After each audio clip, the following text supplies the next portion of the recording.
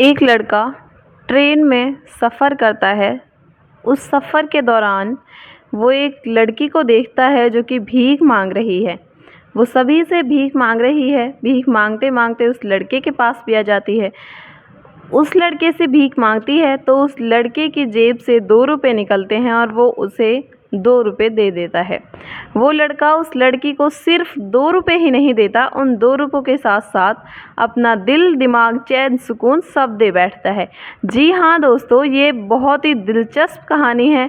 ये कहानी है पटना की। जी हाँ दोस्तों, बहुत इंटरेस्टिंग कहानी होने वाली है, आपके दिल को ज़रूर छूने वाली है। तो दोस्तों कहानी को पूरा देखना, वीडियो को लास्ट तक देखना। अगर वीडियो पसंद आए तो प्लीज़ एक लाइक करके हमारे चैनल को सब्सक्राइब ज़रूर कर लीजिएगा प्लीज़। तो दोस्तों मैं हूँ साजिया। अस्सलाम वालेकुम, नमस्कार, सत श्री अकाल। मेरे इस यूट्यूब चैनल में आप सभी का दिल से स्वागत है। तो दोस्तों ये लड़का पटना शहर का रहने वाला है। पटना में एक शहर है, वहाँ का ये रहने वाला है। ये नीट की तैयारी कर रहा होता है। नीट की तैयारी करने के दौरान ये सोचता है कि पटना में रह के शायद उसकी नीट की तैयारी अच्छे से नहीं हो पा रही है। तो ये डिसीज़न लेता है कि ये पटना से कहीं दूर जाएगा और कहीं दूर जाके तैयारी करेगा, क्योंकि ये पटना में 2 साल से नीट की तैयारी कर रहा है। उसे लग रहा है कि कहीं ना कहीं कमी है जिस वजह से मेरा टेस्ट नहीं निकल पा रहा है। तो ये सोचता है कि मैं कोटा जाऊंगा, वहाँ जाकर मैं तैयारी करूंगा। वहाँ जाता है, एडमिशन लेता है, अच्छे से पढ़ाई करता है। फिर इसे कोटा से 3 से 4 दिन की छुट्टियाँ मिलती हैं। ये अपने घर आता है उन 3 से 4 दिन की छुट्टियों में। उन 3 से 4 दिन की छुट्टियों को पूरी होने के बाद ये कोटा जा रहा था। कोटा जाने के लिए जब ये ट्रेन में बैठता है तो इसे ट्रेन में एक लड़की दिखाई देती है जो कि भीख मांग रही थी। वो लड़की वाकई बहुत ज़्यादा खूबसूरत थी, बहुत ज़्यादा सुंदर।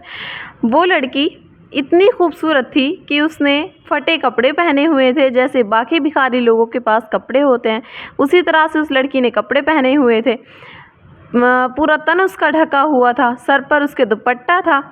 फिर भी वो लड़की इतनी खूबसूरत लग रही थी, इतनी प्यारी लग रही थी, बहुत ज़्यादा प्यारी। ये लड़की भीख मांग रही थी तो भीख मांगते मांगते ये उस लड़के के सामने भी आ जाती है और उससे भीख मांगने के लिए अपना हाथ आगे बढ़ा देती है। जैसे ही वो अपना हाथ आगे बढ़ाती है, ये लड़का अपनी जेब में हाथ डालता है और इसकी जेब से 2 रुपये निकलते हैं। ये लड़का उन 2 रुपयों को उस लड़की के लिए दे देता है। वो लड़की उन 2 रुपयों को लेने के बाद आगे निकल जाती है और सबसे भीख मांगने लगती है। कोई उस लड़की को 5 रुपये देता है, कोई 2 देता है, कोई 10 देता है, कोई नहीं भी देता। कोई कह देता है कि नहीं है मेरे पास, आगे निकलो। तो इस तरह से उस लड़की के साथ यहाँ हो रहा था कि कोई नहीं भी देता।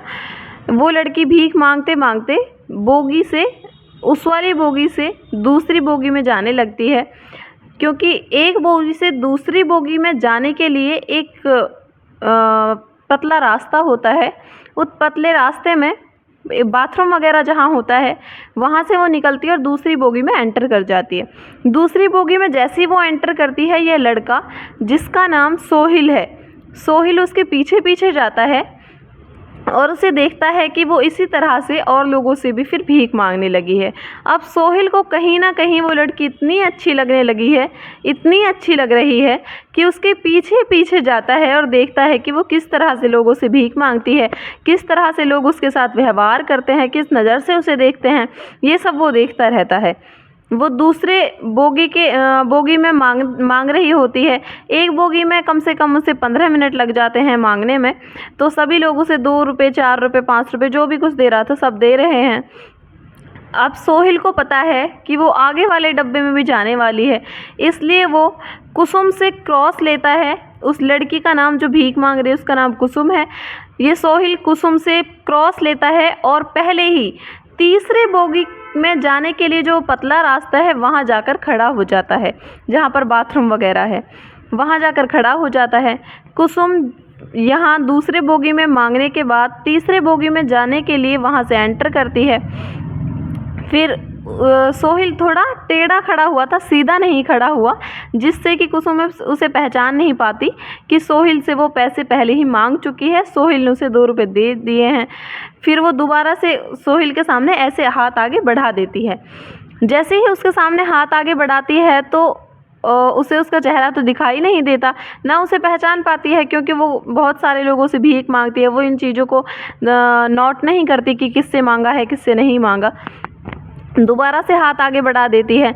जैसे ही वो उससे भीख मांगने के लिए, सोहिल से भीख मांगने के लिए कुसुम हाथ आगे बढ़ाती है, सोहिल अपनी पॉकेट में हाथ देता है और उसकी जेब से 10,000 रुपये निकलते हैं। जी हाँ दोस्तों, उसकी पॉकेट से 10,000 रुपये निकलते हैं। वो उन पूरे 10,000 रुपयों को कुसुम के हाथ पर रख देता है। कुसुम ये सब देखकर थोड़ा सहम सी जाती है और सोचती है कि कहीं गुस्से में तो इसने ऐसा नहीं किया कि मैंने इससे पहले भी पैसे ले लिए हैं और दोबारा इससे मैं मांग रही हूँ। तो वो थोड़ी सहम सी जाती है, डर सी जाती है। वो लड़का उसकी तरफ देखता है और सोचता है कि कुसुम कुछ बोलने वाली है, कुछ कहना चाहती है। इससे पहले कि कुसुम कुछ कहती, सोहिल उससे कहता है कि मेरे पास बस इतने ही हैं और कुछ नहीं है। फिर कुसुम आगे बढ़ जाती है और उस बोगी से उतर जाती है। उस बोगी से उतरने के बाद वो एक अलग ट्रेन में बैठ जाती है। अलग ट्रेन में जैसे ही बैठती है, सोहिल भी उसी ट्रेन में, उसी के साथ साथ उस ट्रेन में बैठ जाता है।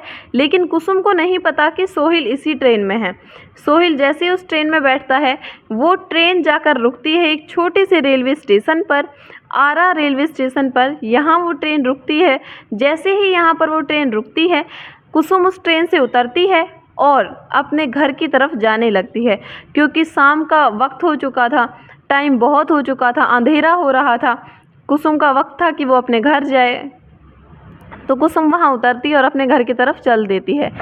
फिर वहाँ से कुसुम उस रेलवे स्टेशन से कम 2 किलोमीटर अंदर एक पगडंडी, एक पतला रास्ता जाता है, उसमें जाती है और उसका घर कम से कम उस रेलवे स्टेशन से 2 किलोमीटर दूर है। उस 2 किलोमीटर दूर के रास्ते में सोहिल इसके पीछे पीछे जाता है और इसे नोट करता है कि ये कहाँ जाएगी, इसका घर कहाँ है। फिर इसके पीछे पीछे जाता है, इसका घर इसे पता चल जाता है। वहाँ ये जाकर इसका घर जो है अकेला घर है, दूर दूर तक कोई घर नहीं है। इसके घर के आसपास कोई घर नहीं है। 200 या 300 मीटर दूर पर कुछ घर हैं। वहाँ जाकर ये बैठ जाता है। कुसुम अपनी मम्मी को सब जाकर बताती है कि मम्मी, आज मुझे किसी लड़के ने 10,000 रुपये दिए हैं। उसकी मम्मी कहती है कि कौन था, कैसा लड़का था। कुसुम कहती है शायद बहुत अच्छा लड़का था मम्मी, उसने मुझे 10,000 रुपये दिए हैं। सोहिल उसके घर की कंडीशन जाके देखता है तो देखता है कि उसके जो पापा हैं, उसकी घर की परिस्थिति बहुत बेकार है। उस लड़की के पापा, कुसुम के पापा, उसका पैर टूटा हुआ है। उसकी मम्मी खाना बना रही थी उस टाइम। उसके घर में 3 बहनें हैं उसकी, एक भाई है जो कि उससे छोटे हैं। कुसुम सबसे बड़ी है, इसी वजह से उसे अपना घर संभालना पड़ रहा है। ये सब वो देखता है और जाकर वहाँ थोड़ी दूर पर 50 मीटर दूर पर एक छोटा सा कमरा होता है जिसमें भूसा भरा हुआ होता है, जिसमें भूस भरा हुआ होता है। वहाँ जाकर वो बैठ जाता है और कुछ मवेशी भी उनके पास हैं। 3 गायें हैं, 1 भैंस है। फिर उसके बाद वो पैसे, कुसुम घर जाने के बाद वो पैसे रखती है, खाना खाती है और अपनी मम्मी को सारी बात बताती है। फिर वो अंधेरा जब हो जाता है, बिल्कुल अंधेरा हो जाता है, अपने गाय और भैंसों के लिए कुछ चारा लेकर आती है बाल्टी में, उनको मिलाने के लिए। सोहिल जो है ये सब देख रहा था। उसे पता है कि अब ये शायद इनके पास आएगी, इस वजह से वो उसका इंतज़ार करता है कि शायद आ जाए। तो वहाँ कुसुम आ जाती है। कुसुम वहाँ आने के बाद अपने उन मवेशियों को, अपने उस गाय और भैंसों को चारा डालती है। चारा डालने के बाद जैसे ही वो वापस जा रही होती है, उसे लगता है कि उसके आसपास कोई है, यानी उसे थोड़ी आवाज़ आती है। वो पीछे मुड़कर देखती है तो देखती है कि सोहिल है वहाँ पर। उसे याद है कि इसी लड़के ने उसे 10,000 रुपये दिए थे। वो एकदम से चिल्ला पड़ती है, वो घबरा जाती है कि ये यहाँ क्या कर रहा है, ये यहाँ क्यों है। जैसे ही वो चिल्लाती है, उसके हाथ से वो बाल्टी छूट जाती है और नीचे गिर जाती है। वो बाल्टी जैसे ही छूटती है, उसे तेज़ आवाज़ होती है और वो तेज़ से चिल्लाती है। सोहिल तुरंत से भागता है और उसके मुंह पर हाथ रख लेता है। हाथ रखने के बाद उससे कहता है, मैं आपको यहाँ मारने नहीं आया हूँ, आपके साथ कुछ गलत नहीं करने आया हूँ, मैं तो बस आपको देखने आया हूँ।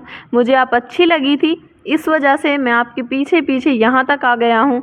मैं जानना चाहता था आपका घर कहाँ है, आप कहाँ रहते हो, आपकी परिस्थिति क्या है, ये सब। फिर ये सब कहने के बाद कुसुम कहती है, मुझे आपसे कोई बात नहीं करनी, प्लीज़ आप यहाँ से चले जाइए। अगर मेरी मम्मी को ये सब पता चलेगा तो उन्हें बहुत बुरा लगेगा। फिर सोहेल कहता है कि अगर आप ऐसा चाहती हैं तो ठीक है, मैं चला जाता हूँ, लेकिन रेलवे स्टेशन पर सुबह मैं तुम्हारा इंतज़ार करूँगा। तुम मुझे नहीं देखोगी कोई बात नहीं, लेकिन मैं तुम्हें ना देखूं ये हो नहीं सकता। तो कुसुम कहती है, जैसे ही वो जाने वाला होता है, कुसुम उसे रोकती है और कहती है कि अब इस टाइम तुम कहाँ जाओगे, कहाँ रहोगे, क्या खाओगे। तो सोहेल कहता है कि मैं कहीं भी रह लूँगा, लेकिन मैं सुबह तुम्हारा इंतज़ार करूँगा, तुम्हें देखने के लिए मैं खड़ा रहूँगा। सोहेल ये सब बोल देता है। कुसुम कहती है कि अगर तुम चाहो तो आज यहाँ रुक सकते हो, तुम यहाँ रात बिता सकते हो। ऐसा सुनने के बाद सोहेल कहता है कि ठीक है।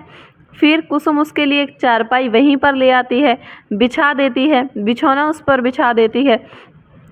सोहेल जो है वहाँ पर लेट जाता है। फिर कुसुम घर जाती है और उससे पहले ही बोल के जाती है कि मैं आपके लिए खाना लेकर आऊँगी। और उसकी मम्मी जो है वो खाना बना ही रही थी। उसकी मम्मी खाना बना रही थी, थोड़ा खाना बचा था बनाने में, उस खाने को वो अपनी मम्मी से लेती है और ख़ुद बनाती है, क्योंकि उसे लगता है कि अगर मम्मी बनाएगी तो हो सकता है जली रोटी निकाल दे या फिर कुछ और। तो इस वजह से वो खुद थोड़ा खाना इसलिए बनाती है कि वो सोहेल के लिए अच्छा खाना लेकर जाएगी। वो खाना बनाती है, सोहेल के लिए लेकर जाती है। यही सिलसिला कम से कम 5 दिनों तक चलता है। जी हाँ दोस्तों, यही सिलसिला कम से कम 5 दिनों तक चलता है। वो सोहेल के लिए इसी तरह से खाना लेकर जाती है। उन दोनों में प्यार कहीं ना कहीं हो चुका था। तो इसके बाद छठे दिन जब उसकी मम्मी को, कुसुम की मम्मी को थोड़ा उस पर शक होता है कि ये लड़की क्या कर रही है, रात को डेली जाती है, कहाँ जाती है, उसकी मम्मी उससे थोड़ा ध्यान देती है। तो उसे पता चलता है कि वो दोनों बैठकर साथ में खाना खा रहे थे।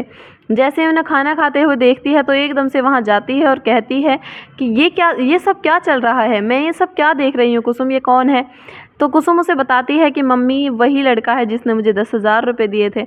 उसकी मम्मी ये सब सुनती है तो थोड़ी देर के लिए चुप हो जाती है। फिर सोहेल उसकी मम्मी के पास आता है और बोलता है कि मम्मी जी, मैं कुसुम से शादी करना चाहता हूँ। और बोलता है कि माँ जी, हम 2 भाई हैं और बड़े भाई की शादी हो चुकी है, मेरे माता पिता हैं जो कि पटना में रहते हैं। ये सब सुनने के बाद उसकी माँ बोलती है कि वो तो सब ठीक है बेटा, लेकिन तुम्हारे माता पिता इस रिश्ते के लिए कैसे मानेंगे।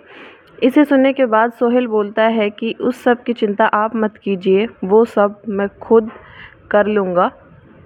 इसके बाद उसकी माँ बोलती है कि ठीक है। इसके बाद उसकी माँ कल ही उन दोनों की शादी एक मंदिर में करा देती है। शादी कराने के बाद कुसुम को लेकर सोहेल कोटा चला जाता है। कोटा जाने के बाद वो दोनों वहाँ आपस में रहने लगते हैं, एक दूसरे के साथ घूमते फिरते हैं। वो नीट की तैयारी जो है छोड़ चुका होता है, क्योंकि अच्छे घर से वो बिलोंग करता है। वो सोचता है कि अब प्राइवेट कॉलेज से ही उसे मेडिकल की पढ़ाई करनी है। इसके बाद वो कॉलेज को, नीट की प्रिपरेशन को छोड़ देता है। वो दोनों घूमते हैं फिरते हैं।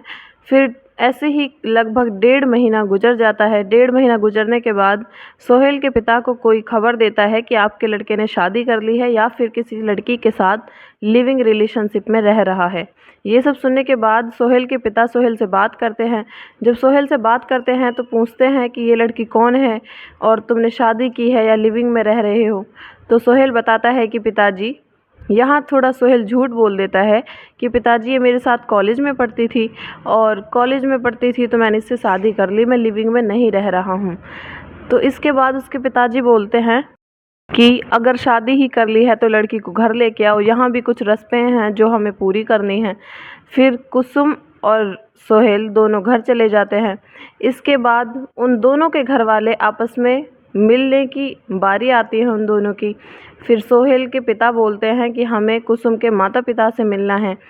उसके बाद सोहेल बोलता है कि इनके माता पिता थोड़े अभी गुस्से में हैं, क्योंकि अभी इनको पता चला कि ये भीख मांगने वाली लड़की थी, तो ये तांडव कर देंगे ये लोग। इस वजह से सोहेल यहाँ झूठ बोल देता है और बोलता है कि इसके माता पिता अभी थोड़े नाराज़ हैं, थोड़े दिन बाद मैं आप लोगों को उनसे मिलवा दूँगा। ये सुनने के बाद सोहेल के पिता कहते हैं ठीक है। सोहेल कुसुम से कहते हैं कि इन लोगों की इतनी सेवा करना कि इन लोगों का दिल गदगद हो जाए, तुमसे इतने खुश हो जाएं कि तुम्हें दिल से अपना ले। कुसुम यही करती है, सास ससुर की सबकी बहुत सेवा करती है। ये सब करने के बाद एक दिन सोहेल अपनी माँ को बता देता है कि माँ, कुसुम एक भीख मांगने वाली लड़की थी, मैंने इससे शादी की थी।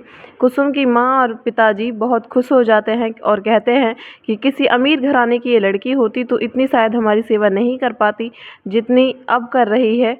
तो दोनों बहुत खुश होते हैं, सोहेल भी बहुत खुश रहता है। वो उन दोनों को अपने माता पिता को सोहेल कुसुम के माता पिता से मिला देता है। बहुत अच्छा रिश्ता इनका चलता है। तो दोस्तों, कैसी लगी आपको ये कहानी कमेंट बॉक्स में ज़रूर बताएं और हमारी वीडियो को एक लाइक ज़रूर कर दें।